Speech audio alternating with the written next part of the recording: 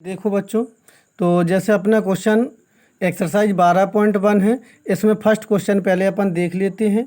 तो 1 से लेके 8 तक के क्वेश्चन सभी ट्रू फॉल्स वाले हैं, मतलब सत्य असत्य अपन को जो है पूछा गया है कि कथन सत्य है या असत्य। तो फर्स्ट क्वेश्चन में लिखा, क्या यह कथन सत्य है कि व्यास d सेंटीमीटर वाले एक वृत्ताकार पहिए द्वारा एक परिभ्रमण में चली गई दूरी 2πd सेंटीमीटर होती है और क्यों होती है। तो हम जैसे सॉल्व ऐसे करेंगे तो यहाँ मान लेंगे, माना पहिए की त्रिज्या 8 सेंटीमीटर है, व्यास दिया गया है। तो व्यास बराबर अपन को पता है 2 गुणित त्रिज्या होती है, पहिए का व्यास d है, 2 गुणित r। तो r का मान यहाँ से अपन निकाल सकते हैं d/2। अब क्या पूछा गया है, एक पहिए द्वारा एक चक्कर में चली गई दूरी। तो यहाँ अपन देख रहे हैं पहिए द्वारा एक चक्कर में चली गई दूरी कितनी होती है। एक चक्कर अर्थात वो अपनी परिधि के बराबर चलेगा, तो वृत्ताकार पहिए की परिधि हो जाएगी। परिधि का सूत्र 2πr होता है। तो 2πr का मान d/2 रख देंगे, ये अपन ने निकाला है। 2 से 2 कैंसिल हो जाएगा। πd सेंटीमीटर ये अपना आ गया। तो देखो, अपना पहिए द्वारा एक चक्कर में चली गई दूरी अपन ने निकाली, तो वो निकली πd सेंटीमीटर, जबकि कथन में कहा गया था कि एक चक्कर में चली गई दूरी 2πd सेंटीमीटर होती है। तो ये कथन कैसा हो गया, असत्य। और क्यों कहा गया, तो ये कारण अपन को बताना था। तो ये पूरा सवाल अपन ने सॉल्व करके बता दिया, यही इसका एक कारण हो गया। और सत्य या असत्य था फलन, तो फलन कैसा हो गया, कथन कैसा हो गया अपना, असत्य। इस प्रकार अपन जो है सभी सवालों को सॉल्व करेंगे। तो अब चौथा क्वेश्चन है, तो इसमें अपन देख लेंगे कि थोड़ा चौथा क्वेश्चन, चलिए चौथा क्वेश्चन को थोड़ा हम पढ़ा देते हैं आपको। संलग्न आकृति में भुजा 5 सेंटीमीटर वाले एक वर्ग के अंतर्गत एक वृत्त खींचा गया है। इस वर्ग के परगत एक अन्य वृत्त खींचा गया है। क्या यह सत्य है कि बाहरी वृत्त का क्षेत्रफल आंतरिक वृत्त के क्षेत्रफल का 2 गुना है। अपने उत्तर का कारण दीजिए। तो सत्य असत्य में इसका भी अपन को आंसर बताना है।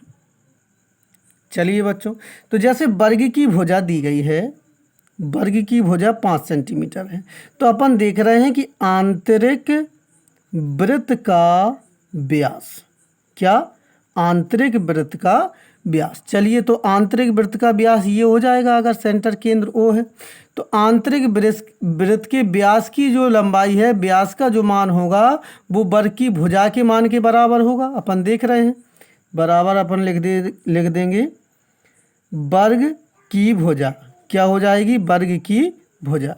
चलिए, तो यहाँ अपन व्यास 2 स्मॉल r त्रिज्या मान रहे हैं। व्यास को अगर d से लिख दें तो d बराबर 2r, व्यास त्रिज्या का 2 गुना होता है। वर्ग की भुजा दे रहे हैं 5, तो r बराबर हो गई अपनी 5/2 सेंटीमीटर। यहाँ लिख सकते हैं, लिख देना सभी बच्चे, आंतरिक वृत्त की त्रिज्या, आंतरिक वृत्त की त्रिज्या r है। चलिए, तो आंतरिक वृत्त की त्रिज्या अपन को मिल गई। आंतरिक वृत्त का क्षेत्रफल निकाल दीजिए। आंतरिक वृत्त का क्षेत्रफल कितना होगा, πr²। पाई r का मान 5/2 है, वर्ग कर दीजिए। तो पाई गुणित 5 का वर्ग 25/2, अर्थात 25π/2 सेंटीमीटर स्क्वायर। ये अपना हो जाएगा आंतरिक वृत्त का क्षेत्रफल। अब बात करते हैं थोड़ी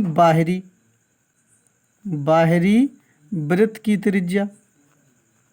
त्रिज्या कितनी मान लेंगे अपन, माना यहाँ लिख दो R है, ये हमने मान ली।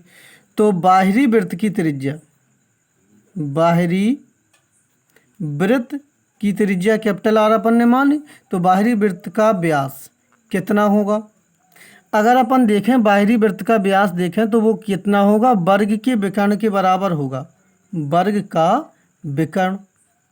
चलिए, तो व्यास 2r हो जाएगा।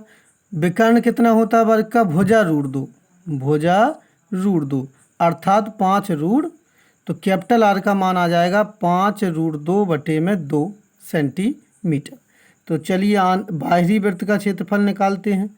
बाहरी वृत्त का क्षेत्रफल यहाँ भी अपन कितना लिखेंगे, πR²। तो पाई R का मान 5√2/2 है, वर्ग करेंगे तो 5 का वर्ग 25, √2 का 2 और नीचे 2 का वर्ग 4 हो जाएगा। यहाँ देख रहे हैं बच्चों, 25 और 2 का वर्ग 4 होगा, ये थोड़ा ध्यान रखना सभी बच्चे। तो पहला आंतरिक वृत्त का क्षेत्रफल अपना 25 पाई/4 सेंटीमीटर आया। यहाँ पाई गुणित 25/4 गुणित 2 हो गया कैपिटल बाहरी वृत्त का क्षेत्रफल। तो अपन देख रहे हैं कि 2 अगर बाहर कर दें तो 25 पाई/4, 25 पाई/4 लिखा हुआ है, ये अपन देख रहे हैं आंतरिक वृत्त का क्षेत्रफल है। तो संबंध अपना आ गया बाहरी वृत्त का क्षेत्रफल बराबर 2 गुणित आंतरिक वृत्त का क्षेत्रफल। तो यही चीज़ सवाल में कथन के रूप में लिखी थी, क्या बाहरी वृत्त का क्षेत्रफल आंतरिक वृत्त के क्षेत्रफल का 2 गुना है। तो यही अपना संबंध सिद्ध होके आ गया है। अतः अपन लिख सकते हैं, अतः कथन सत्य है।